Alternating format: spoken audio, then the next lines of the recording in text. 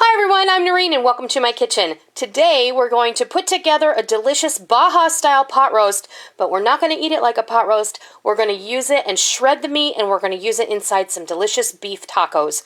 Vegetables and all. This is a perfect meal for a busy day, and today we're putting up our Christmas tree and our outside decorations, so this is the most delicious thing that I could think of to make that wasn't turkey and wasn't leftovers. So, come on along and let's see how we make this amazing Baja style pot roast.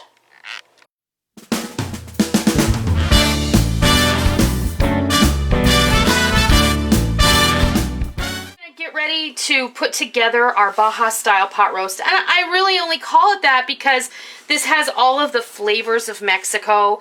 You know, it's got a lot of Mexican influence here, and because I grew up in the Southwest, these are things that are dear to me. So basically I have my 4-pound bottom round or rump roast, whichever is your choice.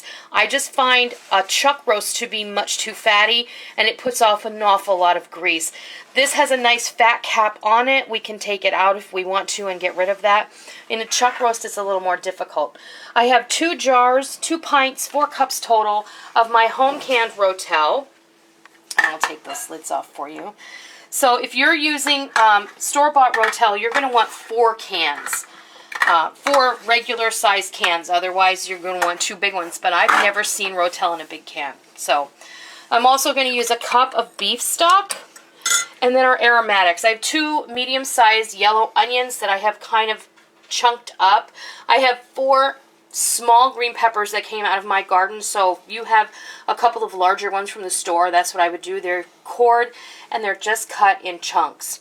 I have about the center 4 pieces of a bunch of celery, including the leaves. I have 4 medium-sized carrots that I simply scrubbed. I never peel my carrots. I just scrub them under cool water, and I chunk those up too. And I have about a half a dozen cloves of garlic that have kind of arranged themselves in here, and they're just peeled. So we're going to just toss all of these in here. Spices that I have a tablespoon each of dried cilantro, dried oregano, and ground cumin.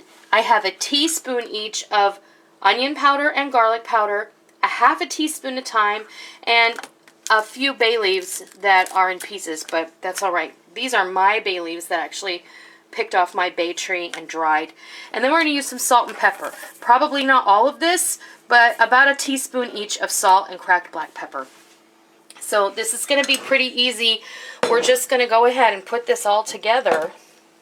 Let me move this stuff out of my way so it's a little bit easier. I just have my pot roast in the bottom, and very honestly, I think what I'm going to do is just dump all the vegetables in the bottom.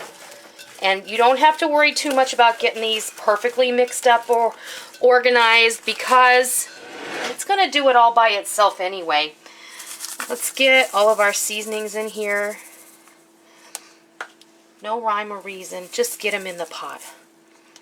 This is all going to cook together anyway, and it's going to flavor itself well.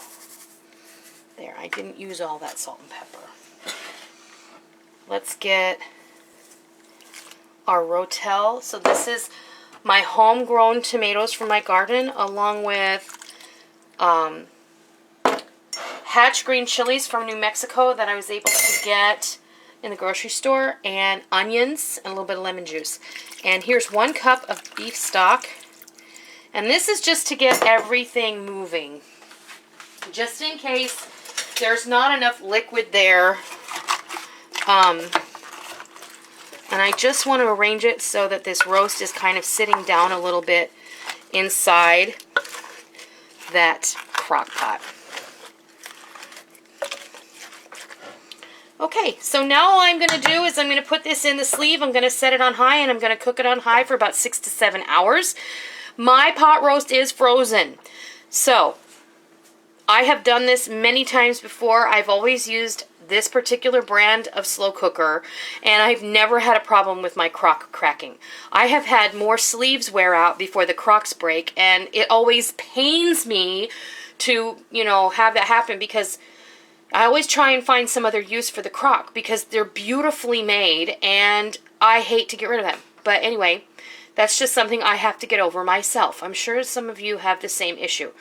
But I have had a couple of people ask me, because the last time I did my slow cook traditional pot roast, tell me that there are some models of slow cookers, some brands that say if you put frozen meat in them that you're voiding your warranty.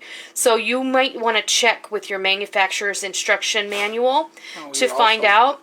Not sitting directly on the crock, you're on top of the vegetables. That's true. I am sitting directly, the meat's not right on the bottom of the crock. So that might have something to do with it. So just check, because I've cooked frozen meat in my crock pot for years and years and I've never had a problem. But you might have a different brand than mine, and you don't want to void your warranty if you're still under warranty. So on high, 6 to 7 hours, we'll be back and I'll show you what this looks like. All right, this has been cooking a little over 8 hours. Now you have to remember, we did have this frozen when we put it in here. And I've been pressure cooking beans so I can make refried beans, because we're going to make tacos out of this. My beans are down here. There they are. And you can see this is fork tender. Now I'm going to go ahead and shred this, and I'm going to shred it with the vegetables, and then we're going to make some tacos, and we're going to have a delicious Baja style pot roast taco dinner. We'll be right back.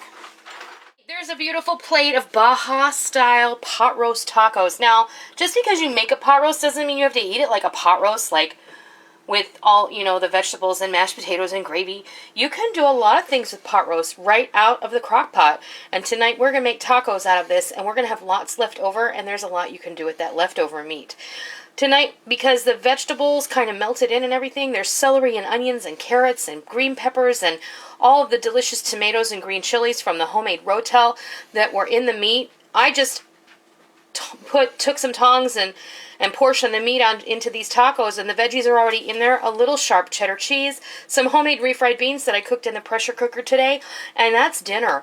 So I hope that you give this Baja style pot roast a try, and I hope that you love it. And until next time, I'll see ya. Thank you for joining me in my kitchen today. I hope you liked what you watched today, and I hope that you try it, and I hope that you love it. If you like what you saw, please consider hitting the thumbs up button and giving me a positive rating. And also, make sure that you hit the subscribe button if you're already not a subscriber, so that you don't miss out on any of the fun we have here in our kitchen every single day. I hope that you enjoyed it. I'm really glad that you're here. Thank you for stopping by. Don't forget to come by tomorrow. Until next time, happy eating!